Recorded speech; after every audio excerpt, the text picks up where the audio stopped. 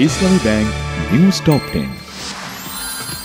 জুলাই সনদের আইনি ভিত্তি নিয়ে রাজনৈতিক দলের সঙ্গে ঐক্যবদ্ধ কমিশনের ফের বৈঠক আজ, বাস্তবায়নের পদ্ধতি নিয়ে দ্বিমত।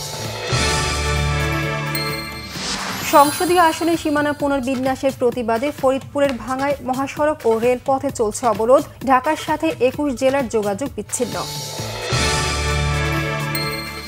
বাগেরহাটের 4টি আসন পুনর্বহালের দাবিতে ডিসি অফিস ঘেরাও কর্মসূচি পালন করছে সর্বদলীয় নেতাকর্মীরা। কাল থেকে 3 দিনের হরতালের কর্মসূচি।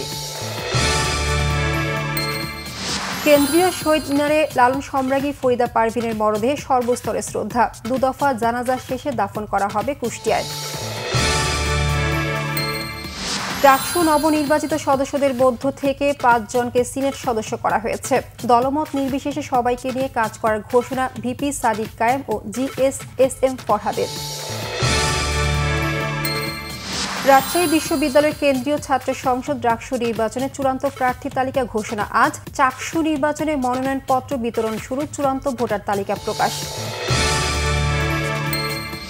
জুলাই আগস্ট গণ অভ্যুত্থানে আশুলিয়ায় 6 মরদেহ পোড়ানো, চানখারপুলে 6 জনকে হত্যা এবং আবু সাইদ হত্যা মামলার সাক্ষ্য গ্রহণ, ট্রাইব্যুনালে আসামিদের হাজিরা।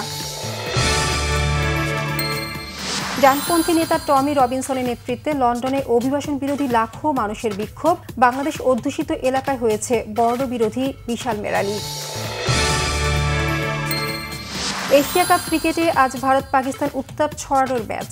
2 চির প্রতিদ্বন্দ্বীর কথার যুদ্ধ মাঠে গড়াবে রাত 8:30টায়। 2022 সালের পর প্রথমবার পেনাল্টি মিস করলেন লিওনেল মেসি। এই ব্যর্থতার যুক্তরাষ্ট্রের মেজর লিগ সকারে ইন্টার মায়ামি শার্লট এফসির কাছে হেরেছে 3-0 গোলে।